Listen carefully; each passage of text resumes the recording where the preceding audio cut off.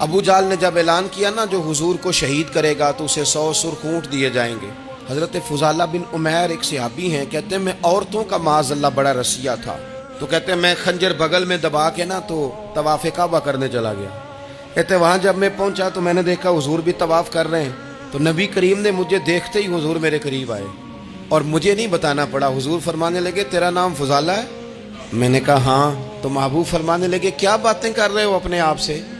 کہتے ہیں میں دل میں سوچ رہا تھا کہ طواف کرتے میرے قریب سے گزریں گے تو خنجر مار دوں گا، کیا باتیں کر رہے تھے؟ فضالہ کہتے ہیں میں تو جب آیا تھا تو ایک بی بی سے مل کے آیا تھا، میں نے کہا تھا کہ میں آج بڑی رقم لے کے آؤں گا اور معاذ اللہ تیرے پاس رات گزاروں گا۔ کہتے ہیں میں تو اس سے بات کر کے آیا تھا۔ اب حضور سید عالم صلی اللہ علیہ وسلم نے پوچھا تو فضالہ ہے؟ میں نے کہا ہاں۔ کیا باتیں کر رہے تھے اپنے آپ سے؟ میں نے جھوٹ بولا، میں نے کہا جی وہ تو میں تو ذکر کر رہا تھا اپنے دل میں۔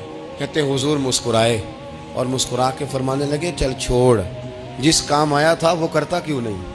میں جو تیرے سامنے کھڑا ہوں تو کرنا، خیال آیا مسلمان نیک و بد پہچان جاتے ہیں اور آقا آدمی کے دل کی باتیں جان جاتے ہیں، کرنا وہ کام۔ تو فضالہ کہتے ہیں کہ میں کانپ گیا، میرے ہاتھ سے وہ خنجر گر گیا، حضور نے میرے سینے پہ ہاتھ پھیرا، اس طرح پھیرا کہ زندگی میں اتنا سکون کبھی نہیں ملا، میں قرار محسوس کرنے لگا۔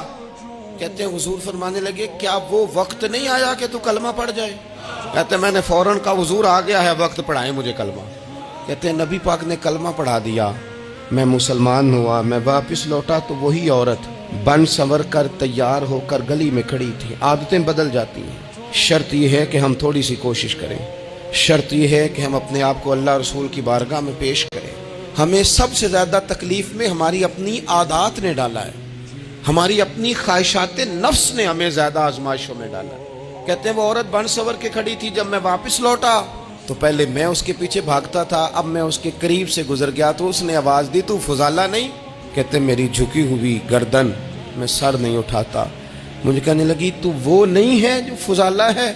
میں نے کہا ہوں میں فضالہ، پر وہ والا نہیں جو تجھے ملا کرتا تھا۔ کہا تو اب کون ہے؟